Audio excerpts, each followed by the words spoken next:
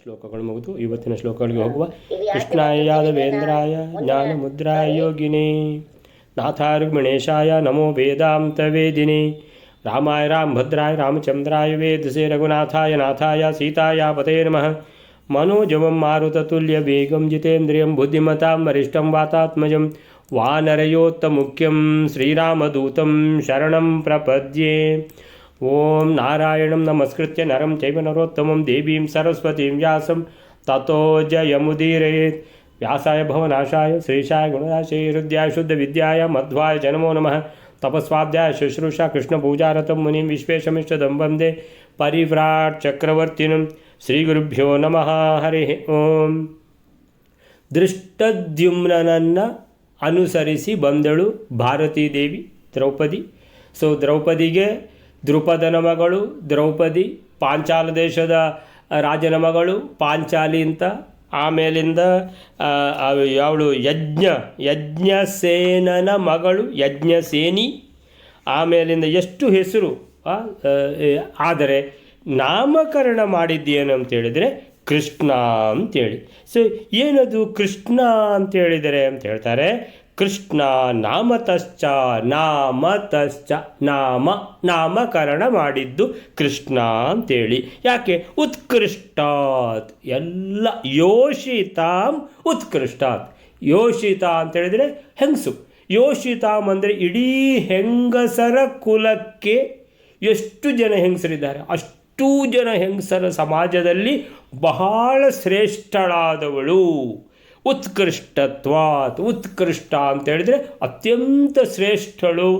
ಆದರೆ ನೋಡಲಿಕ್ಕೆ ವರ್ಣತಶ್ಚ ಕೃಷ್ಣನ ಹಾಗೆ. ಕೃಷ್ಣ ಅವನು ಕಪ್ಪು ಅಂತ ಹೇಳಿದರೆ ನೀಲ ಮೇಘಶ್ಯಾಮ, ಇವಳು ಸಹ ಅಷ್ಟೇ ಮೇಘಶ್ಯಾಮ. ಸೊ ಹೀಗೆ. ಆಮೇಲಿಂದ ಉತ್ಕೃಷ್ಟಾನಂದಿನಿ ಅಂತೇಳಿದರೆ ತನ್ನ ಜ್ಞಾನ, ವೇದಾಭಿಮಾನಿನಿ, ಜ್ಞಾನದಲ್ಲಿ ಪ್ರಬುದ್ಧೆ, ಜ್ಞಾನ ಲಕ್ಷಣಗಳು, ಆ ಮುಖದಲ್ಲಿ ಲಕ್ಷಣ, ತೇಜಸ್ಸು, ಆ ಒಂದು ಗಾಂಭೀರ್ಯ ಅಂತೇಳಿದರೆ ಎಲ್ಲರನ್ನೂ ಒಂದು ಆಕರ್ಷಿಸುವಂಥ ಬುದ್ಧಿ, ಆ ಶ್ರೇಷ್ಠತನದಲ್ಲಿ ಆಕರ್ಷಿಸುವಂಥದ್ದು. ಸೊ ಇಂಥದ್ದಾಗಿ ಅಂತೇಳಿದರೆ ಅತ್ಯಂತ ಪವಿತ್ರಳಾದ, ಯಜ್ಞಕುಂಡದಿಂದ ಎದ್ದು ಬಂದ ಅತ್ಯಂತ ಪವಿತ್ರಳಾದ ವಾಯುದೇವರ ಪತ್ನಿ ಭಾರತೀ ದೇವಿಯೇ ದ್ರೌಪದಿಯಾಗಿ ಬಂದಿದ್ದಾಳೆ. ಅಷ್ಟೇ ಅಲ್ಲ, ಅವಳಲ್ಲಿ ಆ ಆವೇಶ ಇದೆ.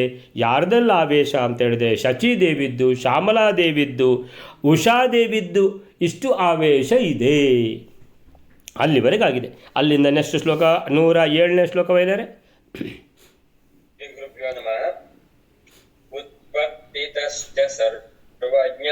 ಸರ್ವಾಭರಣಭೂಷಿತ ಸಂಪ್ರಾಪ್ತ ಯೌವನೈವಾಸೀತ್ ಅಜರಾಲೋಕ ಸುಂದರಿ.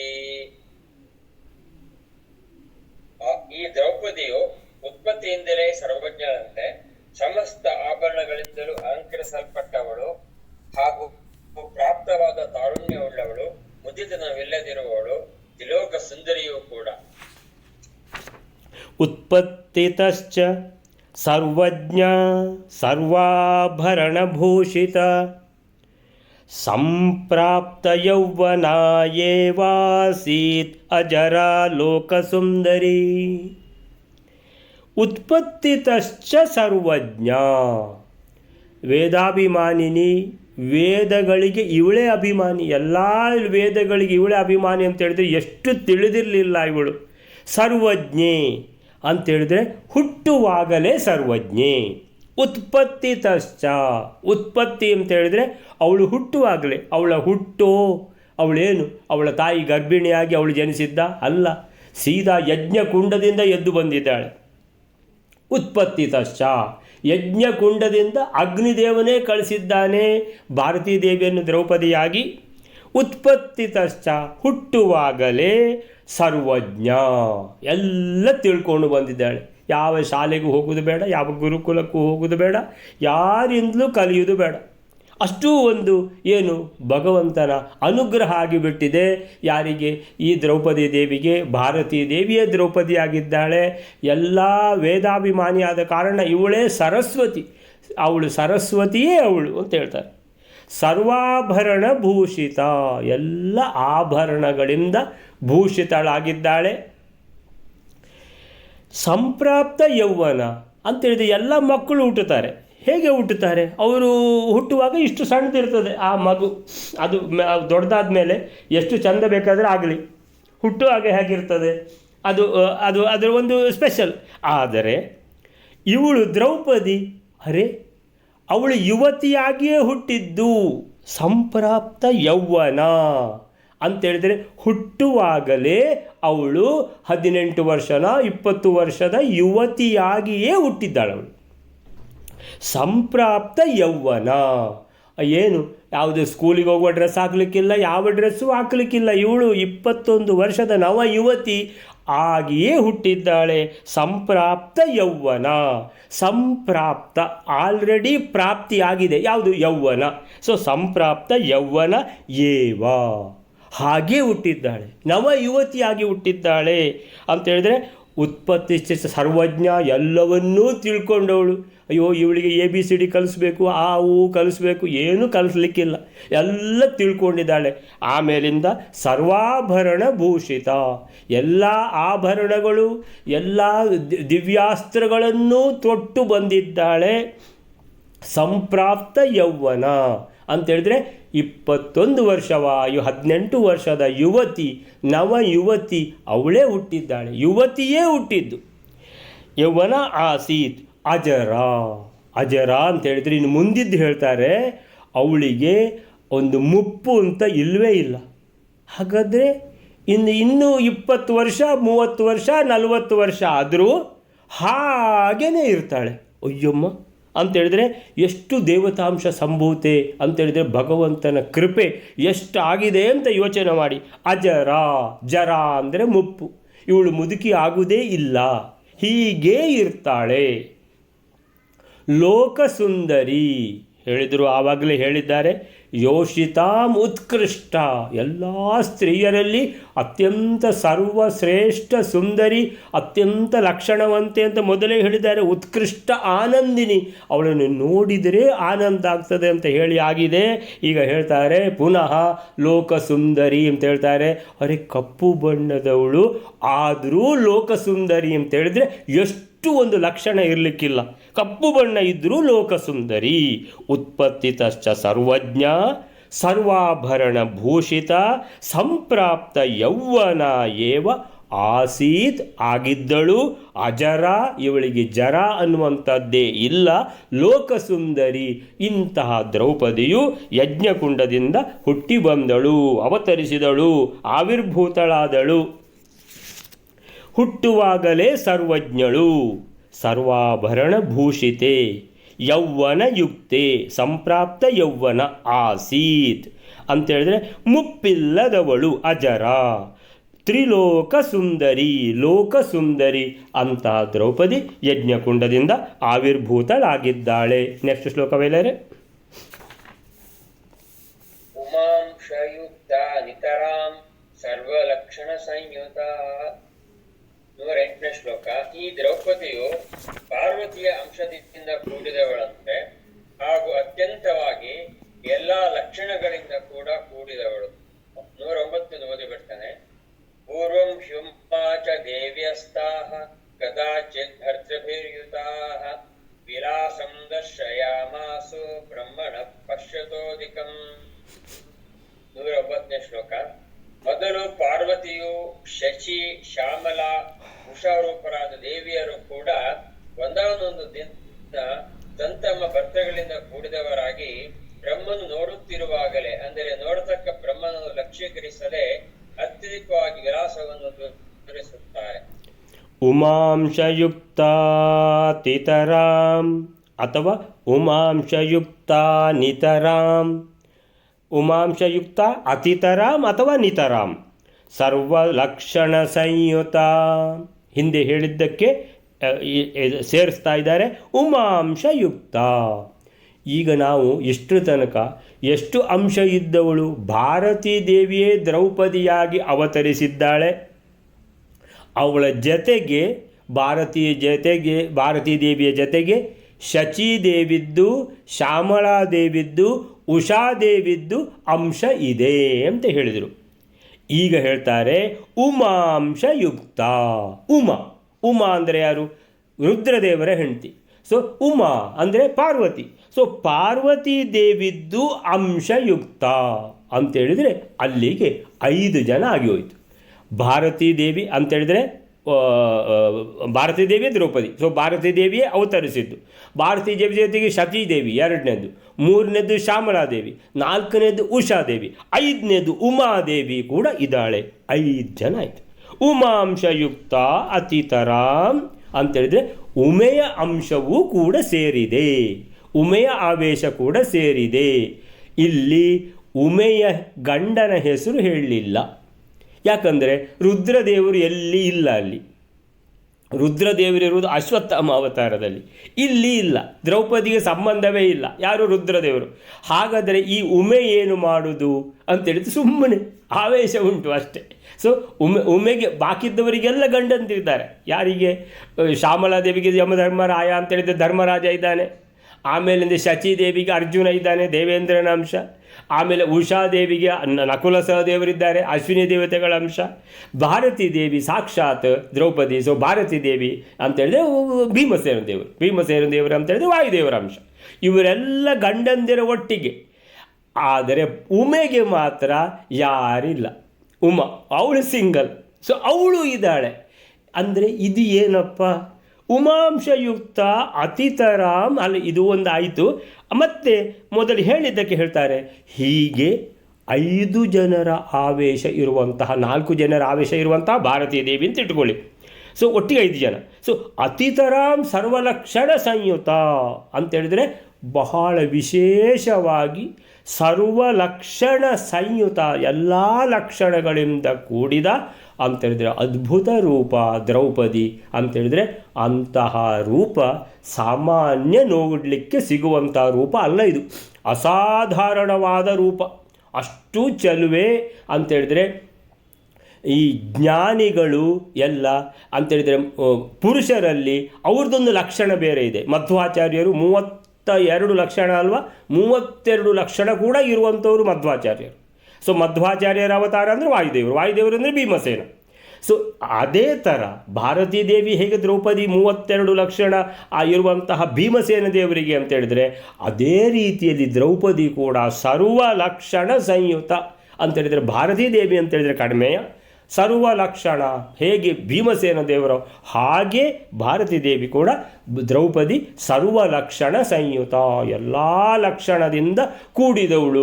ಆ ಲಕ್ಷಣಗಳೇ ತೇಜಸ್ಸಿನ ಮುಖಾಂತರ ಅವಳ ಮುಖದಲ್ಲಿ ಅಂತಹ ಏನದು ಸೌಂದರ್ಯವನ್ನು ಪ್ರತಿಬಿಂಬಿಸ್ತಾ ಇದೆ ಅಂತ ಹೇಳಿ, ಈಗ ಈ ಉಮೆ ಯಾಕೆ ಇಲ್ಲಿರುವುದು ಅಂತ ಎಲ್ರಿಗೂ ಒಂಚೂರು ಹೊಟ್ಟೆ ನೋವಾಗ್ತದೆ. ಅಲ್ಲ, ಉಮೆ ಪಾರ್ವತಿಗೆ ಏನು ಕೆಲಸ ಇಲ್ಲಿ? ಬಾಕಿದ್ದವರೆಲ್ಲ ಅವರ ಗಂಡಂದಿರಿದ್ದಾರೆ, ಇವಳಿಗೇನು ಕೆಲಸ ಅಂತ ಹೇಳುವಾಗ ಎಲ್ಲ ಸಂಗತಿ ಹೇಳ್ತಾರೆ. ಯಾಕೆ ಇದೆಲ್ಲ, ಇದು ಇಷ್ಟೆಲ್ಲ ಜನ ಯಾಕೆ ಒಬ್ಬರಲ್ಲೇ ಅಂತ ಹೇಳಿದ್ರೆ, ಪೂರ್ವಂ ಹಿ ಉಮಾಚ, ಮೊದಲು ಪಾರ್ವತೀ ದೇವಿಯ ಎಂತ ಹೇಳಿದ್ರು, ಪಾರ್ವತೀ ದೇವಿಯು ಪೂರ್ವಂ ಹಿ ಉಮಾಚ ದೇವ್ಯ, ಉಳಿದ ದೇವಿಯರು ಕೂಡ. ಯಾವುದು ಉಳಿದ ದೇವಿಯರು ಅಂತ ಹೇಳಿದ್ರೆ ಶಚಿದೇವಿ, ಶ್ಯಾಮಲಾದೇವಿ, ಆಮೇಲಿಂದ ಉಷಾದೇವಿ. ಭಾರತೀ ದೇವಿಯಲ್ಲಿ ಸಹ ಪಿಕ್ಚರ್ನಲ್ಲಿಲ್ಲ. ಭಾರತೀ ದೇವಿ ಅಂದರೆ ವಾಯುದೇವರ ಹೆಂಡತಿ. ಅವಳು ಅಂತೇಳಿದರೆ ಏನದು, ಅವರು ಬ್ರಹ್ಮದೇವರು ಸರಸ್ವತಿ, ವಾಯುದೇವರು ಭಾರತೀ ದೇವಿ, ಲಕ್ಷ್ಮೀದೇವಿ ಮತ್ತು ಭಗವಂತ. ಅವರು ಅದು ಏನದು, ಅದು ಸರ್ಕಲ್ಗೆ ಏನು ಹೆಸರು ಅದಕ್ಕೆ? ಯಾರಿಗದು ನೆನಪಿದೆಯಾ? ಏನದು ಏನು ಕೇಳಲಿಲ್ಲ. ಪರಶುಕ್ಲತ್ರಯರು ಅಂದರೆ ಹೌದು, ಅವ್ರು ಪರಶುಕ್ಲತ್ರಯರು. ಅವರಿಂದ ಯಾವುದೇ ದೋಷ ಏನೂ ಇಲ್ಲದವರು ಅಂತೇಳಿದರೆ, ಯಾವ ರೀತಿಯಲ್ಲಿ ಯಾರಿಂದಲೂ ಒಂದು ಮಾತು ಅವರ ಮೇಲೆ ಬರಲಿಕ್ಕೆ ಸಾಧ್ಯ ಇಲ್ಲ. ಆದರೆ ಬಾಕಿದ್ದವರಿದ್ದಾರಲ್ಲ, ಯಾರು? ಉಮಾ, ಶಚಿದೇವಿ, ಶ್ಯಾಮಳಾದೇವಿ, ಉಷಾದೇವಿ, ಇವರೆಲ್ಲ ಪರಶುಕ್ಲತ್ರಯರ ಆ ಸಾಲಿಗೆ ಸೇರಿದ ದೇವಿಯರಲ್ಲ ಇವರು.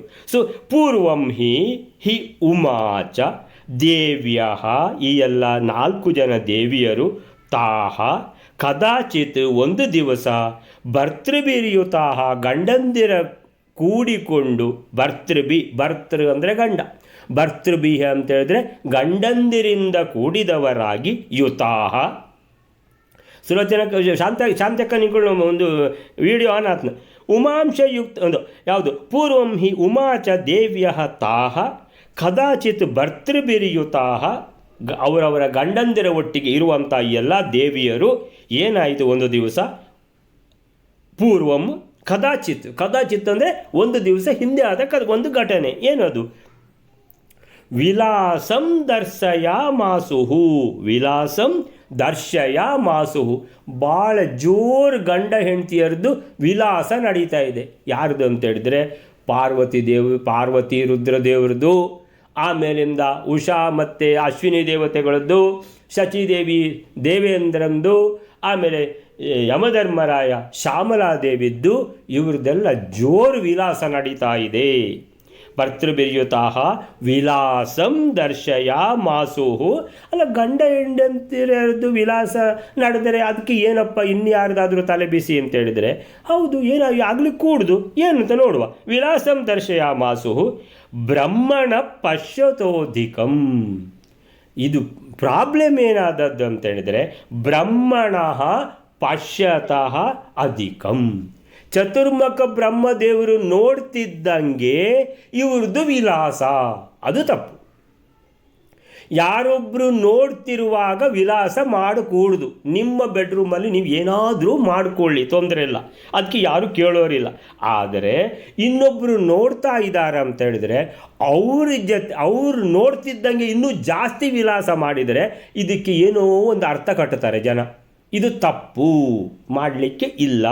ಸೊ ವಿಲಾಸಂ ದರ್ಶಯಾಮಾಸುಹು ಬ್ರಹ್ಮಣ, ಚತುರ್ಮುಖ ಬ್ರಹ್ಮದೇವರು ಹಿರಿಯರು, ಅವರು ಅಂತೇಳಿದರೆ ಎಲ್ಲರಿಗೂ ಮಾರ್ಗದರ್ಶನ ನೀಡುವಂತಹ ಚತುರ್ಮುಖ ಬ್ರಹ್ಮದೇವರು, ಅವರು ಹಿರಿಯರು ಇರುವಾಗ ಅವರ ಎದುರುಗಡೆ ಬೇರೆಯೇ. ಏನಂತೇಳಿದರೆ ಇಲ್ಲಿ ರಾಜಸ್ಥಾನದ ನೀವು ಹೆಂಗಸರೆಲ್ಲ ನೋಡಬೇಕು, ದೊಡ್ಡ ಹಿರಿಯರು ಬಂದರು ಅಂತ ಹೇಳಿದ ಕೂಡಲೇ ಹೇಗೆ ಇದು ಮುಖಕ್ಕೆ ಸರಿಗೆ ಹಾಕೊಂಡ್ಬಿಡ್ತಾರೆ ಅಂತೇಳಿದರೆ ಹಿರಿಯರಿಗೆ ಒಂದು ಗೌರವ ಅಂತ. ಅಂದರೆ ಆವಾಗ ಯಾವ ವಿಲಾಸಕ್ಕೂ ಅವಕಾಶ ಇಲ್ಲ. ಸೊ ವಿಲಾಸಂ ದರ್ಶಯಾಮಾಸುಹು ಬ್ರಹ್ಮಣ ಪಶ್ಯತಃ ಅಧಿಕಂ. ಬ್ರಹ್ಮದೇವರು ನೋಡ್ತಿರುವಾಗಲೇ ಅಧಿಕವಾಗಿ ಹಾವಭಾವಗಳನ್ನು, ವಿಲಾಸಂ ಅಂದ್ರೇನು, ಹಾವಭಾವಗಳನ್ನು, ಭಿನ್ನಾಣ ಲಾವಣ್ಯ, ಭಿನ್ನಾಣ, ಗಂಡ ಹೆಂಡ್ತಿದ್ದು ಏನು ಹೇಳುವಂಥದ್ದು ನಿಮಗೆಲ್ಲ ಗೊತ್ತಿರುವಂಥದ್ದೇ. ಸೊ ಗಂಡ ಹೆಂಡ್ತಿದ್ದು ಮಧ್ಯದಲ್ಲಿ ಏನದು ಹಾವ ಭಾವ ಭಿನ್ನಾಣ ಅದು ಇದು ಎಲ್ಲ ಇದು ದರ್ಶಯಾಮಾಸುಹು. ದರ್ಶಯತಿ ಅಂದರೆ ತೋರಿಸುವುದು, ದರ್ಶಯಾಮಾಸುಹು ಅಂತೇಳಿದರೆ ತೋರಿಸಿದರು. ತಪ್ಪಾಯಿತು, ಅದು ತಪ್ಪಾಯಿತು. ಸೊ ಈಗ ಏನು ಹಿರಿಯರ ಮುಂದೆ ಚಿಕ್ಕವರು ಹೇಗಿರಬೇಕು ಅಂತ ಅದೇ ದೇವತೆಗಳಿಗೆ ಗೊತ್ತಿಲ್ಲ ಅಂದರೆ ಇನ್ಯಾರಿಗೆ ಗೊತ್ತಿರುವುದು ಅನ್ನುವಂಥದ್ದು. ಸೊ ಹೀಗೆ ದ್ರೌಪದಿಯಲ್ಲಿ ವಿಶೇಷವಾಗಿ ಉಮಾಂಶಯುಕ್ತ ಅತಿತರಾಂ ಸರ್ವಲಕ್ಷಣ ಸಂಯುತ, ವಿಶೇಷವಾಗಿ ಉಮಾವೇಶ ಇತ್ತು ಮತ್ತು ಸರ್ವಲಕ್ಷಣ ಸಂಪನ್ನೆಯೂ ಆಗಿದ್ದಳು. ಸೊ ದ್ರೌಪದಿ ಅನೇಕ ವೈಶಿಷ್ಟ್ಯಗಳು ನಿರೂಪಿತವಾಗಿವೆ. ವೇದಾಭಿಮಾನಿ, ಹುಟ್ಟುತ್ತಲೇ ಸರ್ವಜ್ಞಳಾಗಿದ್ದಳು. ವಿದ್ಯೆಯೇ ಆಭರಣಗಳೆಲ್ಲ ದೊಡ್ಡ ಆಭರಣ ಅಂದರೆ ವಿದ್ಯೆ. ಅಂತಹ ವಿದ್ಯಾಭಿಮಾನಿ ದೇವತೆಯೇ ಅವಳು. ಆದ್ದರಿಂದ ಅಲ್ಲೇ ಸರ್ವಾಭರಣ ಇದ್ದ ಹಾಗೆ. ಸಂಪ್ರಾಪ್ತ ಯೌವನ ಅಂತೇಳಿದರೆ ಇನ್ನೇನು ಅವಳಿಗೆ ಯಾವ ಮೊಮೆಂಟಿಗೂ ವಿವಾಹ ಮಾಡಿಬಿಡ್ಬೋದು. ದ್ರುಪದ ರಾಜನಿಗೆ ಅದೇ ಬೇಕಾಗಿತ್ತು. ಅಯ್ಯೋ, ಅಳಿಯ ಮೊದಲು ಫಿಕ್ಸ್ ಆಗಿಬಿಟ್ಟಿದೆ, ಮಗಳಿಲ್ಲ ಅಂತೇಳಿ. ಆದರೆ ಈಗ ಮಗಳು ಏನಂತೇಳಿದರೆ ಹೂಮಾಲೆ ಕೊಟ್ಟರೆ ಸಾಕು, ಕೈಯಲ್ಲಿ ಆಗಿ ಹೋಯಿತು, ರೆಡಿ. ಸ್ವಯಂವರಕ್ಕೆ ಡೇಟ್ ಇಟ್ಟರೆ ಆಯಿತು, ಭಾಳ ಸುಲಭ. ಸೊ ಹೀಗೆ ಸಂಪ್ರಾಪ್ತ ಯೌವನ ಎಂಬ ಪದದ ಮೂಲಕ ವಿವಾಹದ ಬಗ್ಗೆ ಇದ್ದ ಇನ್ನೊಂದು ಸಮಸ್ಯೆಗೂ ಪರಿಹಾರ ಸೂಚಿತವಾಗಿದೆ. ದ್ರುಪದ ರಾಜ ಸಂಕಲ್ಪಿಸಿದಂತೆ ಅವಳು ಅರ್ಜುನನಿಗೆ ಪತ್ನಿಯಾಗಬೇಕಂತ ಈ ದ್ರುಪದ ರಾಜನಿಗೆ. ಅವಳು ಮಗುವಾಗಿ ಅವತರಿಸಿದರೆ ಅವರಿಬ್ಬರ ವಯಸ್ಸಿನ ಅಂತರ ಅಗಾಧವಾಗ್ತಿತ್ತು. ಅಂತೇಳಿದರೆ ಗಂಡನಿಂದ ಹೆಂಡತಿ ಅಲ್ಲ, ಮೊದಲೆಲ್ಲ 8 ವರ್ಷ 10 ವರ್ಷ 12 ವರ್ಷ ಹೀಗೆಲ್ಲ ನಡೀತಿತ್ತು. ಅಂತೇಳಿದರೆ ಅದಕ್ಕಿಂತಲೂ ಜಾಸ್ತಿ ಅಂತೇಳಿದರೆ ಆಗ್ತಿರಲಿಲ್ಲ. ಅಲ್ಲ, ಈಗದ್ದು ಕತೆ ಬಿಡಿ, ಈಗ 2 ವರ್ಷ 3 ವರ್ಷಕ್ಕಿಂತ ಜಾಸ್ತಿ ಆದ ಕೂಡಲೇ ಅದು ಬೇಡ ಅಂತ ಹೇಳ್ಕೊಂಡು ಎಲ್ಲ ಈ ಥರ ಎಲ್ಲ ಇದೆ. ಸೊ ಆಗಿನ ಕಾಲ ಬೇರೆ. ಆದರೂ ಅರ್ಜುನನಿಗೆ ಆಗಲಿಲ್ವ ವರ್ಷ, ಎಷ್ಟು ವರ್ಷ ಆಗಿರ್ಬೋದು, ಖಂಡಿತ ಒಂದು 20ರ ಮೇಲಾಗಿದೆ. ಅಂದರೆ ಇವಳು ಇನ್ನೂ ಸಣ್ಣ ಮಗು ಅಂತಾದರೆ ಇದು ಸಿಕ್ಕಾಪಟ್ಟೆ ಏಜ್ ಡಿಫರೆನ್ಸ್ ಆಗುತ್ತೆ ಅಂತೇಳಿಬಿಟ್ಟು ಆ ತಲೆಬಿಸಿನೂ ಇಲ್ಲ.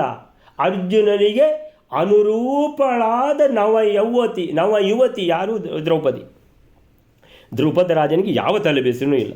ಆಯ್ತಲ್ಲ, ಹೀಗೆ ಅಜರ ಅಂತ ಹೇಳಿದರು, ಮುಪ್ಪಿಲ್ಲದವಳು. ಸೊ ತೀರಾ ವಿಶಿಷ್ಟವಾದ ದ್ರೌಪದಿಯ ಎಲ್ಲ ಲಕ್ಷಣಗಳು, ಸೊ ವಿಶಿಷ್ಟ ಲಕ್ಷಣಗಳು, ಶುದ್ಧ ಸತ್ವಾತ್ಮಕ ದೇಹವಾದ್ದರಿಂದ ಮುಪ್ಪು, ರೋಗ ಅಂತ ಇಲ್ಲ, ಸತ್ವಾತ್ಮಕ ದೇಹ ಆದ್ದರಿಂದ ಮುಪ್ಪು, ಆಮೇಲೆ ರೋಗಗಳು ಪ್ರಶ್ನೆಯೇ ಇಲ್ಲ ಅಂಥದ್ದು. ಯಾಕೆ? ವಾಯುದೇವರು ಭೀಮಸೇನನಿಗೂ ಹಾಗೆ, ದ್ರೌಪದಿಗೂ ಹಾಗೆ. ಅನಂತರ ಅಜರ ಅಂತ ಹೇಳಿದ್ರು. ಆಮೇಲಿಂದ ಎಲ್ಲ ದೇವತೆಗಳ ಅವತಾರ, ದೇವತೆಗಳು ಅಲ್ಲ ಮನುಷ್ಯಾವತಾರದಲ್ಲಿ ಅಂತ ಹೇಳಿದ ಕೂಡಲೇ ಮನುಷ್ಯರಾಗಿ ಇರಬೇಕು ಅಂತ ಒಂದು ಉಂಟು. ಆದರೂ ಸಹ ಇಲ್ಲಿ ಬಹಳ ವಿಶಿಷ್ಟವಾಗಿ ಇದ್ದಾಳೆ ದ್ರೌಪದಿ. ಸೊ ನಂತರ ಹೀಗೆ ಮಹಾಭಾರತದ ಉದ್ದಕ್ಕೂ ದ್ರೌಪದಿ ನಿತ್ಯ ತರುಣಿ ಅಂತೇಳಿದರೆ ಅವಳಿಗೆ ಒಂದು ಕೂದಲು ಬೆಳ್ಳಗಾಗುವುದಾಗಲಿ ಯಾವುದೂ ಇಲ್ಲ. ಸೊ ಹೀಗೆ ಆಯ್ತಲ್ಲ. ಸೊ ವಿದ್ಯಾಭಿಮಾನಿ ದೇವತೆಯೇ ಆಗಿದ್ದಾಳೆ ದ್ರೌಪದಿ. ಹಾಗೆ ಏನಾಯಿತು, ಹನುಮಂತ, ಭೀಮಸೇನ, ಮಧ್ವಾಚಾರ್ಯರು ಎಂಬ ವಾಯುದೇವರ 3 ಅವತಾರ ಕೂಡ ಮುಪ್ಪಿಲ್ಲದ ಅವತಾರಗಳು. ಇದು ಇಲ್ಲಿ ಸಹ ಹಾಗೆ. ಸೊ ಭೀಮಸೇನನು ಕೂಡ ಹಾಗೆ. ಸೊ ಹಾಗೆ ಏನಾಯಿತು, ಅಲ್ಲಿಂದ ಎಲ್ಲ ಹೇಳಿಬಿಟ್ಟು ಹೆಣ್ಣು ಮಕ್ಕಳಿಗಾಗುವಾಗ ಹೇಳ್ತಾರೆ, ಯತ್ರ ರೂಪಂ ತತ್ರ ಗುಣಾಃ. ಸೊ ಗಂಡು ಮಕ್ಕಳಿಗೆ ಆದರೆ ಹೀಗೆ 32 ಲಕ್ಷಣ ಎಲ್ಲ ನೋಡ್ತಾರೆ ಅಂತ ಇದ್ದರೆ, ಹೆಣ್ಣು ಮಕ್ಕಳಿಗೆ ಹಾಗೆ ಲಕ್ಷಣ ನೋಡುವಂಥದ್ದು, ಲಕ್ಷಣ ಎಲ್ಲ ಲಕ್ಷಣದಿಂದ ಕೂಡಿದ್ದಾಳೆ, ಆದರೂ ಲಕ್ಷಣ ಹಾಗೆ ಗುರುತಿಸೋದಂತಿಲ್ಲ, ಚಂದವೇ ಲಕ್ಷಣ ಅಂತ. ಅತ್ಯಂತ ಸೌಂದರ್ಯ ಇದ್ದರೆ ಅದು ತುಂಬ ಲಕ್ಷಣವಂತೆ ಅಂತ ಲೆಕ್ಕ. ಹೀಗೆ ಸೊ ತ್ರಿಲೋಕ ಸುಂದರಿ ಅಂತ ಹೇಳಿದ್ದಾರೆ. ಸೊ ಹಾಗೆ ಏನಾಯಿತು, ಇನ್ನೀಗ ಉಮಾವೇಶ ಯಾಕೆ? ಉಮೆ ರುದ್ರದೇವರಿಗೇನು ಸಂಬಂಧ ಇಲ್ಲದ್ದು. ಸೊ ಯಾಕೆ ಉಮೆ ಯಾಕೆ ಅಲ್ಲಿ ಕೂತಿದ್ದಾಳೆ ಅಂತೇಳ್ಕೊಂಡು ನಮಗೆ ಏನು ಅದು ತುಂಬ ಸಂದೇಹ ಆಗ್ತಾ ಇರೋದಕ್ಕೆ ಹೇಳ್ತಾರೆ. ಹಿಂದೆ ಒಂದು ದಿನ ಉಮಾದೇವಿ, ಶಚೀದೇವಿ, ಶ್ಯಾಮಲಾದೇವಿ, ಉಷಾದೇವಿ, ಭಾರತೀ ದೇವಿದು ಸುದ್ದಿ ಇಲ್ಲ. ಯಾಕಂದರೆ ಭಾರತೀ ದೇವಿಗೆ ಯಾವುದೇ ಒಂದು ಮಾತು ಬರಲಿಕ್ಕೆ ಸಾಧ್ಯವೇ ಇಲ್ಲ ಅಂತ ಭಾರತೀ ದೇವಿ. ಸೊ ಈ ಉಮಾದೇವಿ, ಶಚಿ, ಶ್ಯಾಮಲಾ, ಉಷಾ ಇವರು ದೇವಿಯರು ತಮ್ಮ ಪತಿಗಳೊಂದಿಗೆ ಕೂಡಿ ಕದಾಚಿತ್ ಒಂದು ದಿವಸದ ಕತೆ, ಭರ್ತೃಭಿರ್ಯುತಃ, ಭರ್ತೃ ಅಂದರೆ ಗಂಡ, ಭರ್ತೃಭಿಹಿ ಅಂತೇಳಿದರೆ ಗಂಡಂದಿರಿಂದ ಯುತ ಕೂಡಿದವರಾಗಿ ಏನು ಮಾಡಿದ್ದಾರೆ, ಬ್ರಹ್ಮಣಃ ಪಶ್ಯತಃ, ಬ್ರಹ್ಮದೇವರು ನೋಡ್ತಿದ್ದಂಗೆ, ಚತುರ್ಮುಖ ಬ್ರಹ್ಮದೇವರು ಪಶ್ಯತಃ, ಪಶ್ಯತಿ ನೋಡುದು, ಸೊ ದರ್ಶಯತಿ ತೋರಿಸುವುದು. ಸೊ ಇಲ್ಲಿ ಬ್ರಹ್ಮದೇವರು ನೋಡ್ತಿದ್ದ ಹಾಗೆ, ಬ್ರಹ್ಮದೇವರು ನೋಡುವುದು, ಇವರು ತೋರಿಸೋದು ಹಾಗೆ. ಸೊ ಬ್ರಹ್ಮಣಃ ಪಶ್ಯತ, ಬ್ರಹ್ಮದೇವರು ನೋಡ್ತಿದ್ದಂತೆ ಬಹಳವಾಗಿ ಅಧಿಕಂ ಏನು ವಿಲಾಸಂ ದರ್ಶಯಾಮಾಸುಹು ಅಂತೇಳಿದರೆ ವಿಲಾಸಗಳನ್ನು, ಭಿನ್ನಾಣಗಳನ್ನು ತೋರಿಸಲಿಕ್ಕೆ ಶುರು ಮಾಡಿದರು ಅಂತ. ಹೀಗೆ ಏನಾಯಿತು, ಒಮ್ಮೆ ಬ್ರಹ್ಮದೇವರ ಬಳಿಗೆ ಪಾರ್ವತಿ, ಶಚಿದೇವಿ, ಶ್ಯಾಮಲಾ, ಉಷಾದೇವಿ ಹೀಗೆ 4 ದೇವತಾಸ್ತ್ರೀಯರು ತಮ್ಮ ಗಂಡಂದಿರಾದ ರುದ್ರದೇವರು, ಇಂದ್ರ, ಯಮ ಮತ್ತು ಅಶ್ವಿನಿ ದೇವತೆಗಳೊಂದಿಗೆ ಕೂಡಿ ತಮ್ಮ ವಿಲಾಸವನ್ನು ಬಹಳವಾಗಿ ತೋರಿಸಿಕೊಂಡರು. ದೊಡ್ಡವರ ಮುಂದೆ ವಿಲಾಸ ಪ್ರದರ್ಶನ ಇದು ಶಾಸ್ತ್ರವಿಹಿತ ಅಲ್ಲ, ಅಶಿಸ್ತಿನ ನಡವಳಿಕೆ. ಇದಕ್ಕೆ ಶಿಸ್ತು ಅಂತ ಹೇಳುವುದಿಲ್ಲ, ಅಶಿಸ್ತು ಅಂತ ಹೇಳ್ತಾರೆ. ಅಶಿಸ್ತು ತೋರಿಸಿದವರಿಗೆ ಶಿಕ್ಷೆ ಆಗ್ತದೆ. ಸೊ ಪ್ರಾರಬ್ಧವಶಾತ್ ಆ ರೀತಿ ಮಾಡಿದರು. ಅಂದರೆ ದೇವತೆಗಳಿಗೂ ಪ್ರಾರಬ್ಧ ಬಿಡುವುದಿಲ್ಲ ಅಂತ ಹೇಳುವಂಥದ್ದು ಸ್ಪಷ್ಟ. ಸೊ ಹಾಗೆ ಏನಾಯಿತು, ಇಲ್ಲಿ ಈಗ ಎಡವಟ್ಟು ಮಾಡಿಕೊಂಡಿದ್ದಾರೆ ಇವರು. ಸೊ ನೆಕ್ಸ್ಟ್ ಶ್ಲೋಕವೇಲಾರೆ, ಬ್ರಹ್ಮ ಮಾನುಷೀಂ ಯೋನಿಮಾಪ್ಸ್ಯತ ತತ್ರಾನ್ಯಗಾಶ್ಚ ಭವತೇತ್ಯೇವಂ ಶಬ್ದಾಸುರಾಂಗನಾಃ. 110ನೇ ಶ್ಲೋಕ. ಬ್ರಹ್ಮನ ಮುಂದೆ ತಮ್ಮ ಗಂಡಂದಿರಂದರ ಹೊರಗೂಡಿ ಈ ರೀತಿಯ ವಿಲಾಸವನ್ನು ಮಾಡಿದಾಗ ಬ್ರಹ್ಮನು ಮನುಷ್ಯ ಯೋನಿಯನ್ನು ಹೊಂದುವಿರಿ ಅಂತ ಪಾರ್ವತ್ಯಾದಿಗಳನ್ನು ಶಪಿಸುತ್ತಾನೆ.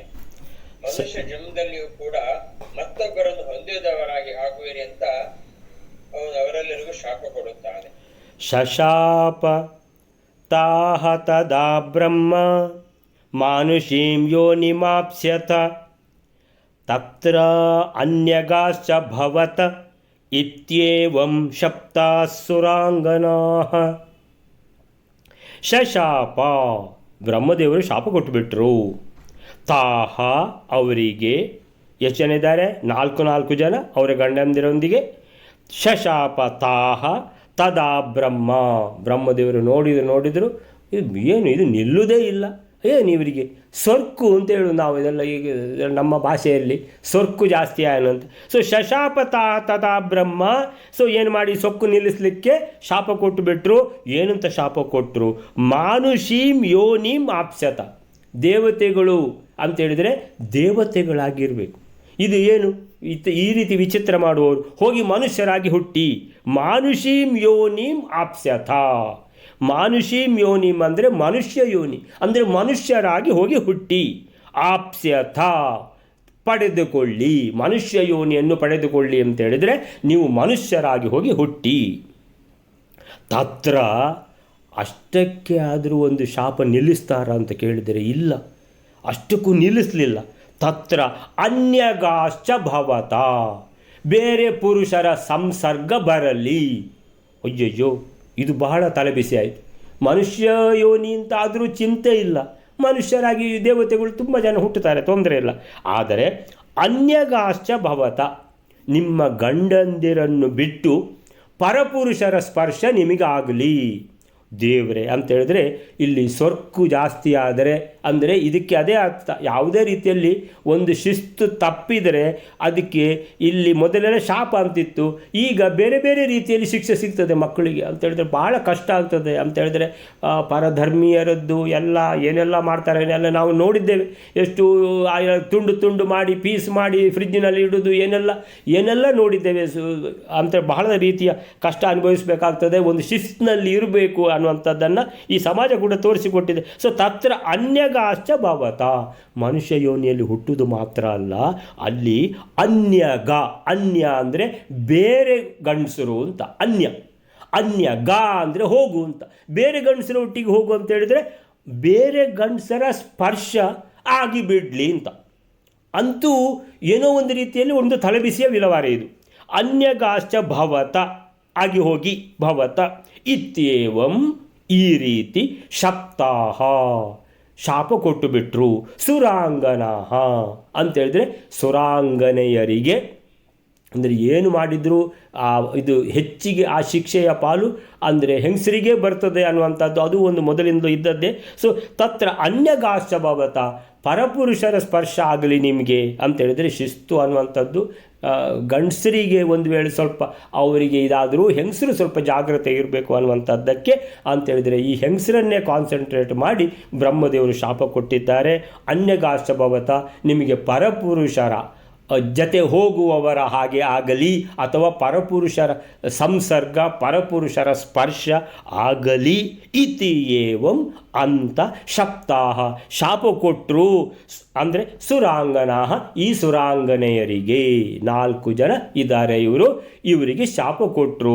ಈ ರೀತಿಯಲ್ಲಿ ಈ ಶ್ಲೋಕಕ್ಕೆ ಏನು ಹೇಳ್ತಾರೆ ಇಲ್ಲಿ ಅಂತ ಹೇಳಿದರೆ, ಆಗ ಬ್ರಹ್ಮದೇವರು ಅವರಿಗೆ ಶಾಪವಿತ್ತರು. ನೀವೆಲ್ಲ ಮಾನವ ಜನ್ಮವನ್ನು ಹೊಂದಿರಿ, ಅಲ್ಲಿ ಪರಪುರುಷನ ವಶವಾಗಿರಿ.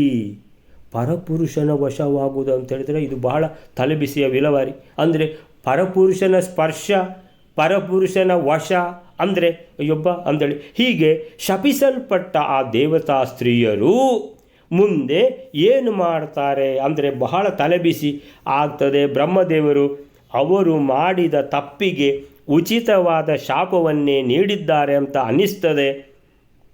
ತಮ್ಮ ಪತಿಗಳೊಂದಿಗೆ ಮಿತಿಮೀರಿದ ವಿಲಾಸ ತೋರಿದ ಅವರಿಗೆ ಪರಪುರುಷ ಸಂಪರ್ಕವಾಗಲಿ ಎಂಬುದು ವಿಶಿಷ್ಟ ಶಾಪವಾಯಿತು. ದೇವತಾ ಸ್ತ್ರೀಯರಿಗಂತೂ ಇದು ಅತ್ಯಂತ ನಿಂದಿತವಾದ ಶಾಪ. ಅದನ್ನು ಅಂಗೀಕರಿಸುವುದು ಬಹಳ ಕಷ್ಟ. ಬ್ರಹ್ಮದೇವರ ಶಾಪವಾದ್ದರಿಂದ ಪರಿಹರಿಸಿಕೊಳ್ಳಿಕ್ಕೂ ಸಾಧ್ಯ ಇಲ್ಲ. ಸೊ ಅಂಥ ಸಮಸ್ಯೆಯಿಂದ ಬಿಡುಗಡೆ ಹೊಂದುವುದು ಹೇಗೆ ಅಂತ ಬಹಳ ತಲೆಬಿಸಿಯಲ್ಲಿ ಇದ್ದಾರೆ ಇವರು. ಅಲ್ಲಿಗೆ ಇವತ್ತಿಗೆ ನಿಲ್ಲಿಸಿಕೊಳ್ಳೋಣ. ಆಮೇಲೆ ಏನಾಯಿತು ಅಂತ ನಾಳೆ ನೋಡುವ. ಶ್ರೀಕೃಷ್ಣ ಅರ್ಪಣ ಮಸ್ತು.